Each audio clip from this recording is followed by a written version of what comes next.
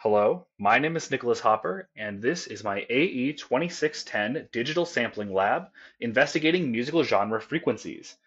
This is section A02Y of the Spring 2024 class. As an introduction and background, the purpose of this lab is to familiarize the student with the handling of lab equipment, such as the LabJack DAC setup and sampling theory more broadly, as well as to analyze the average frequencies of classical and rock and roll music genres.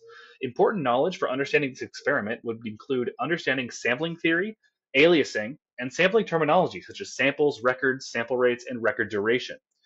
The motivation of this lab was to develop audio analysis and lab equipment skills in a field of study that provides personal interest. In this case, my personal interest in music genres and looking at how different musical genres have different levels of audio frequency.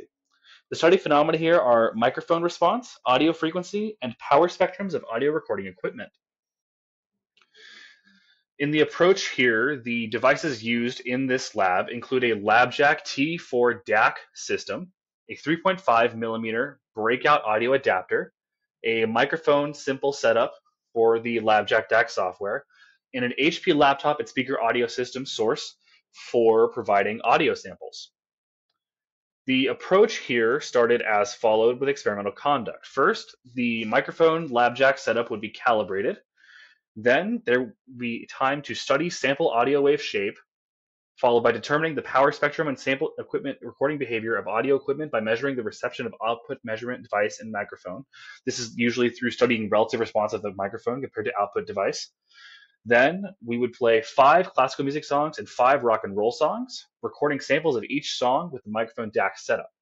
These songs would include the given songs from the rock genre and classical music genre, in this table here, given by artist and song title. Finally, we would compare the frequencies of each song and genre. As far as the results go, the wave identification, which was required from week 2 during the microphone and output calibration techniques, are given as follows. The first track was a single sine wave with a peak frequency of 100 hertz. The second was also a single sine wave with a 1000 hertz frequency. The third track was a triangle wave with 1,000, 3,000, and 5,000 peak principal frequencies. The fourth track was a square wave with peaks every 1,000 hertz, which then declined exponentially. The fifth track was a very frequent sine wave with 3,000 peak principal frequency hertz. The sixth was a tilted triangular wave or sawtooth wave with peaks every 1,000 hertz, which then declined exponentially. The seventh was a single sine wave with white noise, as well as number 8, which is also a single sine wave with white noise, with both having a peak principal frequency of 1,000 hertz, and the track 8 having a spiky power spectrum.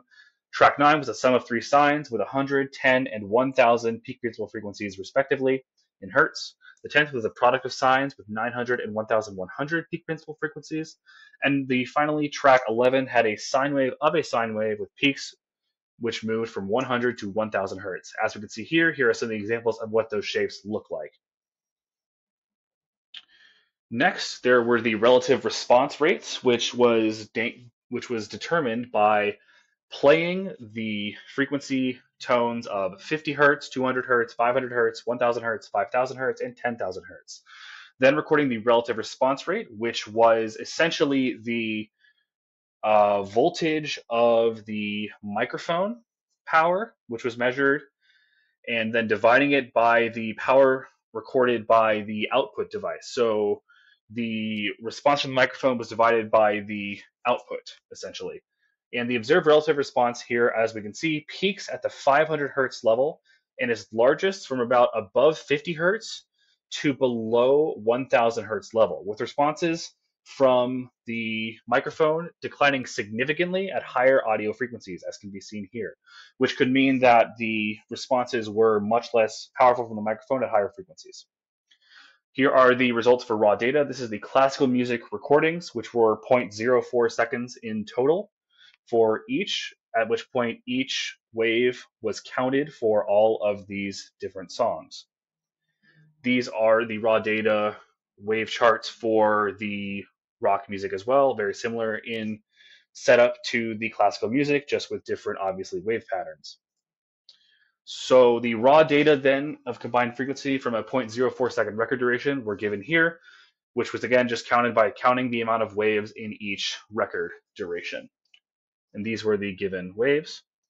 To reduce this data then, because we were looking at 0.04 sample periods and the hertz frequency being in waves per second, each record frequency was multiplied by 25 in order to get the wave per second or hertz unit. So these were the given reduced data impacts for the frequency of each song.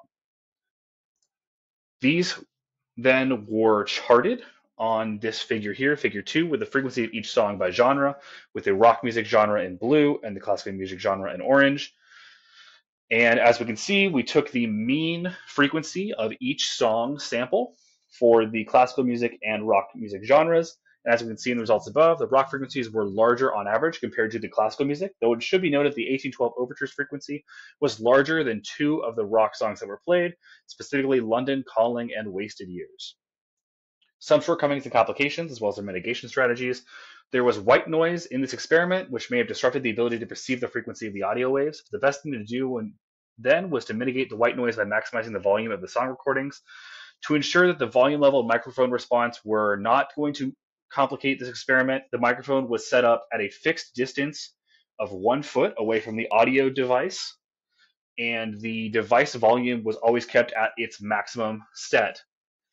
There were also some serious shortcomings, which include the record duration of only 0.04 seconds, which is not a lot of time for the whole song overall, which could have led to a large fluctuation in frequency from the actual average frequency of each song. And with thousands of songs in each genre, it's very hard to say that the 5 songs given from each genre is going to be a completely accurate look at the whole genre of music that we were sampling for frequencies overall. So in conclusion and overall, the rock music samples were observed to have a much higher than average frequency compared to the classical music samples, as we can see in this improved figure.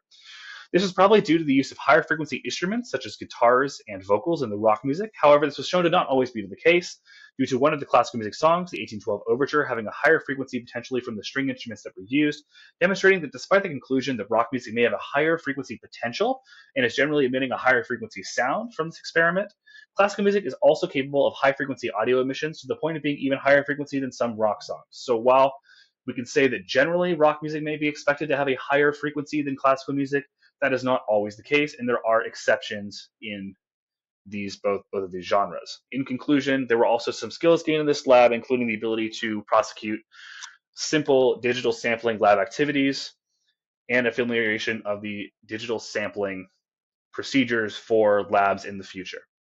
Thank you so much for watching, and these are my audio references for this experiment.